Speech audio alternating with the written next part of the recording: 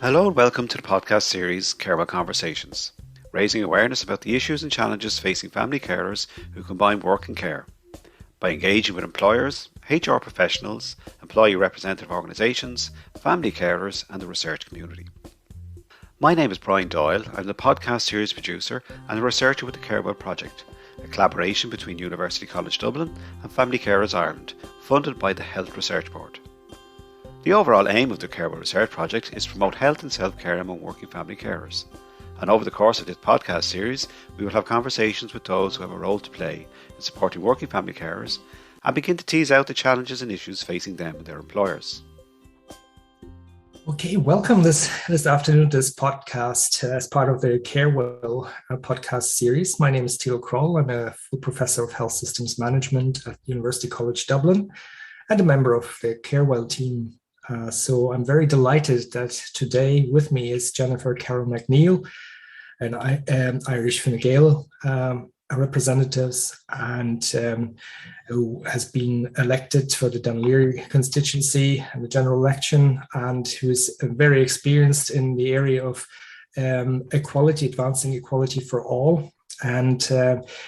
And within that, we're speaking to Jennifer today about the role of family carers and some of the initiatives that are underway in the Oireachtas and the Parliament here in Ireland. So very warm welcome to you, Jennifer. Very nice to meet you. Very nice to meet you. Thank you for having me.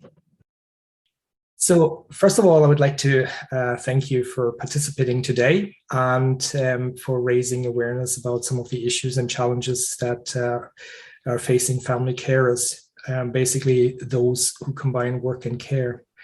So could you just talk a little bit about, from the government's perspective, why you think it's important to support family carers, especially those who balance work and care?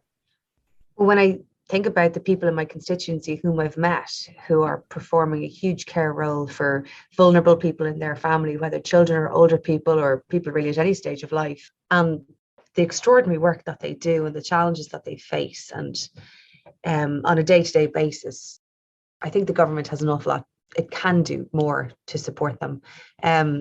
It's just the reality of being a family carer is it's obviously wonderful to look after your family member. It's wonderful to provide the support that they need, but its difficulty has to be acknowledged, and in many ways has to be acknowledged by people other than the carer, because they can, that can be an additional burden on them. It can be an additional pressure on them to say, actually, I find this really hard, because it is really hard, and it doesn't matter who you are, and it doesn't matter what you've done before. It doesn't matter what sort of support network you have around you. It is really hard.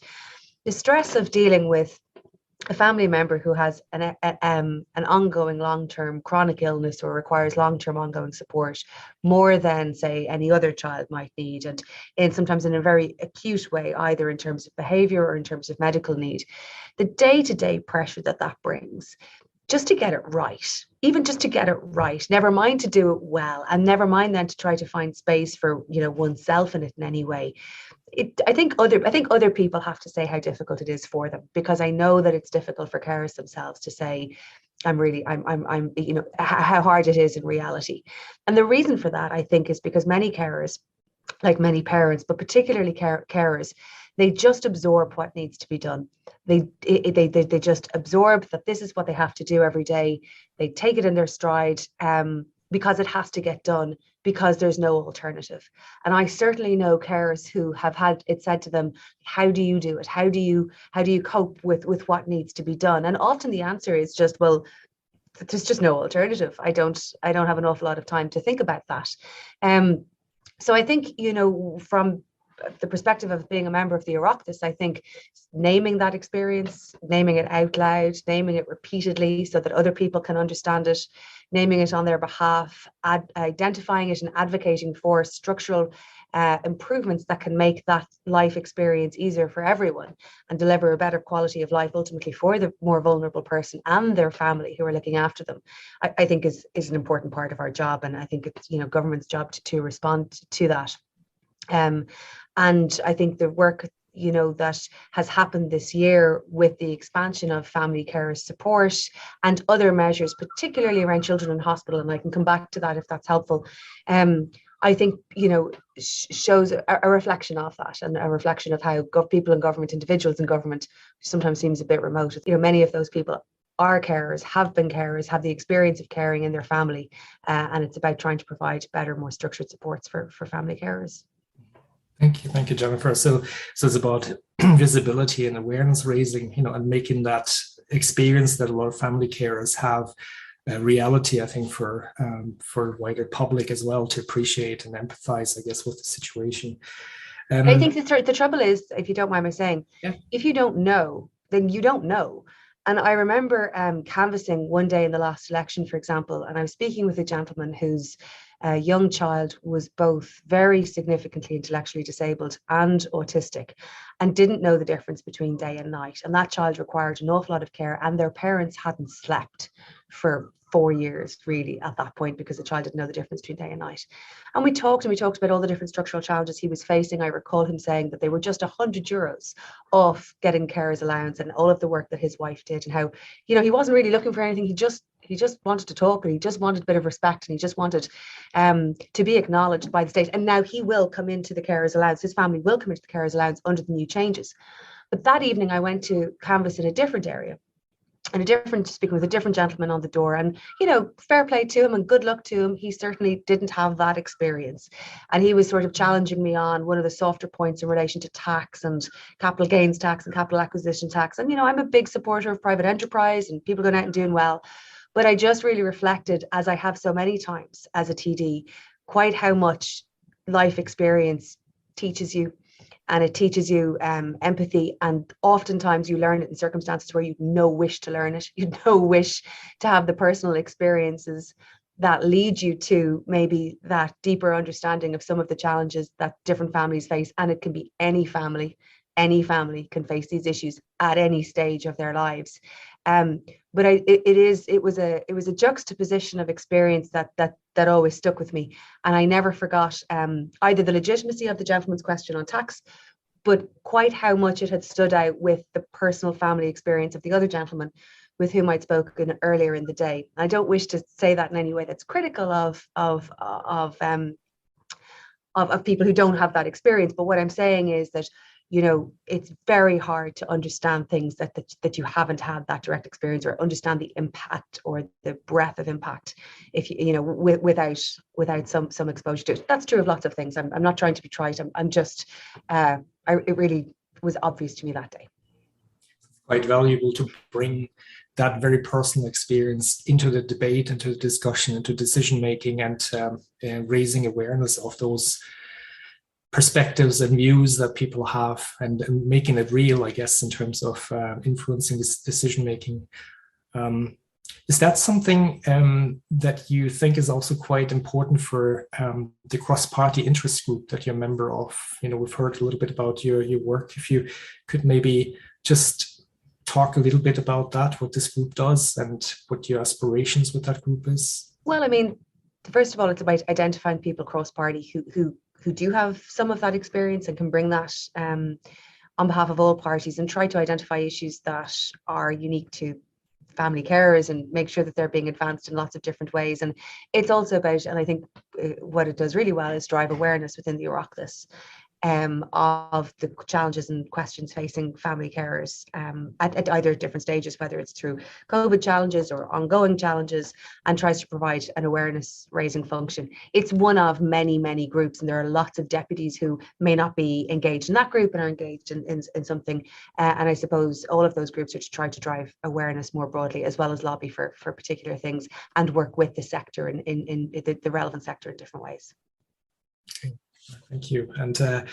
And are you aware of any other particular initiatives at the moment, or plans that the government has in relation to supporting family carers that you are happy to speak about at the moment? Well, I mean, look, the big change that I was advocating for in the first instance was substantially changing the means test around the carers allowance. And I would have lobbied Heather Humphreys on that very considerably towards the beginning of last year. I was very pleased to see that announced in the budget last year, both in terms of the income disregard and the savings disregard. What I'm really watching to see this year, as it's only just come into effect, I think at the beginning of June, what I'm really watching to see is how many people does that bring in. what challenges did they have? I mean, making a carer's allowance application is a tough enough process. What challenges did they face? How did the department respond to that? What has been the real effect of that very significant change? And it was the first major change in 14 years. So I'd very much like to see how that's going and how that's being implemented, even over the next 6 months, even without full year data, to get a look and see. Because I tried to drive awareness of it among my community, and I know that I have been insufficiently effective in that. I went to speak to parents in a special school in my area, some of whom I know would benefit now, and they hadn't been aware of it. So I haven't done enough to tell them about that, and also other people haven't done enough to tell them. So that's, to me, the big challenge. If and I anticipate thousands of extra people, extra families can be brought into this, have they? Do they know about it? And how was the experience of their process? And I think that's a really important test, because when you do talk to family carers, a lot of what it is about financial support and or additional respect and acknowledgement. And I think that's best done, frankly, through financial measures. I'd also like to see, and this is really important coming out in the latter half of this year, the Commission on Taxation and Welfare. I really do believe that carers need to be brought into the pension structure in every appropriate way. And I think there's an awful lot more to go on that. I would hope to see a recommendation on that coming out of the Commission on Taxation and Welfare, I think October, November. So to me, getting that and having gotten the extension of carers, they're the two big things that I was looking for from the government, and they're in train. Now, there's another piece of work that I think I have a particular interest about children, the cost of having a child in hospital. It's a particularly difficult stage to have a family member to provide care for, whether it's multiple trips to hospitals, regular trips to hospitals, long-term stays in hospitals. It's so difficult for families to plan, in some cases, to plan long-term work, time off work, or indeed have to give up jobs or take different types of jobs in order to be able to do things depending on the sort of engagement that you have with hospitals. So what I and Councillor Vicky Casserly are doing, and we have children with quite different issues, quite different needs. In her case, she might have long stays in hospital. In my case, slightly more unexpected issues. But in both cases, we see the impact on families, and we also meet, of course, so many different families there. And the challenges are the cost around parking, the having to come to hospital for 3 different appointments in the same week, and particularly if we met a whole bunch of families from all over the country just to talk about their particular challenges. If you're coming from Leitrim or Kerry and you have to come 2 or 3 times a week or 2 or 3 times a month, you would hope maybe that the hospital could organize itself just that little bit better to make that 1 set of appointments instead of 3 sets of appointments. We've seen how much things have developed over COVID. It used to be that you had these long outpatient waiting times. You turned up at 2, maybe you got seen at some time. And COVID forced an improvement on the hospital to make more specific appointment times. And that's something that I think has stuck quite well. So clearly, I mean, all of the things I'm talking about, they're all real small little things.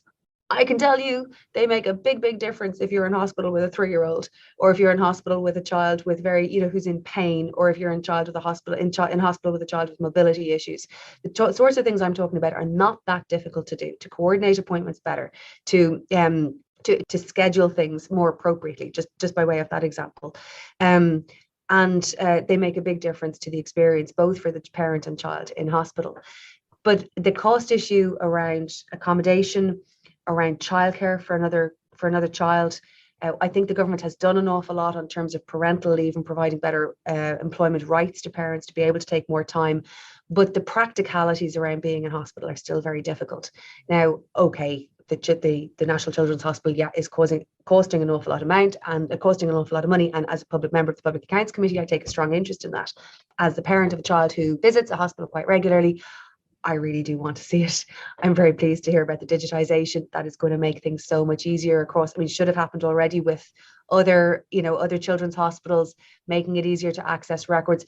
All of these things, the reason that they're important is because they impact the patient experience and they impact the parent experience. And it is a difficult family member to care for when, a child is very young, has a lot of needs, a lot of extra needs, and you're in that very unnatural environment and very stressful environment for them. There's only so much a parent can do to try to mitigate that experience and also try to have any hope of looking after themselves as well. So in answer to your question, for me, the big things were the financial package for carers, the implementation and application of that. And now I would love to get to some of the more practical issues, the implementation issues on the costs of children in hospital and the practicalities of children in hospital. Thank you very much. And when you mentioned that, maybe just to pick up on that, just very briefly, sort of, you mentioned digitization. Do you see sort of their scope actually for hospitals to work more efficiently in offering telecare solutions that would actually cut down on the time for travel, for parents and having to come in for Absolutely. I mean, again, we saw that during COVID. I certainly attended consultations that were able to be held online. Not everything can, but it's certainly possible. And I think COVID showed that. And I think even just the management of outpatient clinics generally, I think, has improved an awful lot. And those things I hope will be sticky. The next thing, of course, is to try to get better primary care services for different types of just routine procedures, routine tests, routine screens. But I do believe so. But I think it is happening. It's certainly been my experience, and where possible, it's I hope that it sticks. Yeah, as you said, I think COVID has opened many eyes, didn't it? And it created new opportunities and experiences. But again, even if you look at that outpatient listing, that was always possible.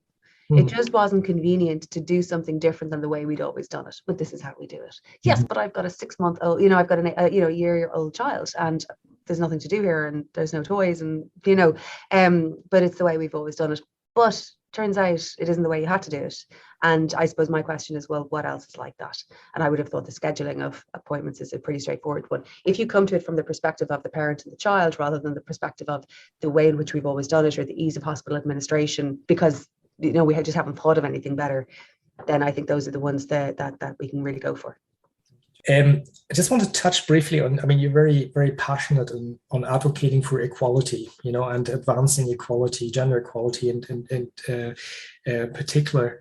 Could you just maybe talk very briefly in terms of how you see equality issues linked to the issue of working family carers, and how equality for family carers who might be in very different positions and jobs and works of employment could be advanced in Ireland? One of the key things that I'm on the Gender Equality Committee, and this was part of the Citizens' Assembly and is part of the work that we're doing. And it is an acknowledgement that the bulk of care work has been provided by women, and the impact on them, on their opportunity to participate in society around them, whether through work, even through leisure, even through volunteering, just participate outside this caring structure, participate outside the family structure, is greatly limited. That has obvious financial implications. And that's what I'm saying about having targeted carers allowance, having targeted pensions, which is a crucial issue for women. It is a huge part of it. We are looking at trying to find a way to reflect the value of care in the Constitution as an alternative to this notion of women's place being in the home. It is difficult to find the language around that. And we've had that conversation in the committee and with representative groups. I think the motivation is there, but whether or not that concept can be captured in a way that will suffice, I just don't know yet. And I think we have a long way to go on working out the language on that. But the motivation is there, and the motivation is universal. To me, I'm a very practical person, and I think motivation is all very well, but I'd like to see exactly how many people are able to apply for the new carers allowance. Did they find out about it? How did they get on with their application? Was it very difficult? Just to be practical, we can talk big thoughts all we like, but I want to know exactly how many people additionally are there in the new carers allowance arrangement. And if I may just follow on from that, because you mentioned earlier, so you gave this case example, and in terms of equality discussions and visibility of issues that family carers, and you mentioned the gender dimension there a moment ago. There's many women, who are in these caregiving situations, but there are probably also women that are not very visible at the moment, who are on the margins of society, who might not be actually participating very much in accessing information or hearing about it or engaging with that. Do you have any thoughts on that? How? Well, that's my point. And to be honest with you, they're not just women on the margins of society. They're women who are very busy. Yeah. They're women who are very busy, and it's not about a particular demographic, and it's not about anything else. It's women everywhere. It's carers everywhere, and they are busy people. And certainly I know that when I had the experience of being a carer, I just about caught the news. And I'm really interested in politics and current affairs and everything. Would have worked it many years. I just about caught the news, right?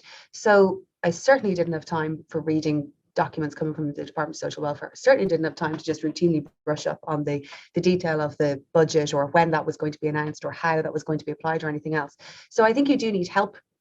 I think you need, whether it's schools, special schools, whether it's hospitals, to be able to help and provide information. One of the things that I was trying to do with the department was identify a particular stream of funding within the Department of Social Protection that could provide financial support to parents who had children in hospital. And the department correctly pointed out that the exceptional needs payments or the additional need payment was there. And I was thinking, but I'd never heard of it. And if I've never heard of it, loads of people have never heard of it. They've no capacity to go and apply for it, because, and even then, once you come out of hospital, you're so relieved to be out. The last thing you're going to do is follow up, really, in terms of cost, because that's just another thing to do.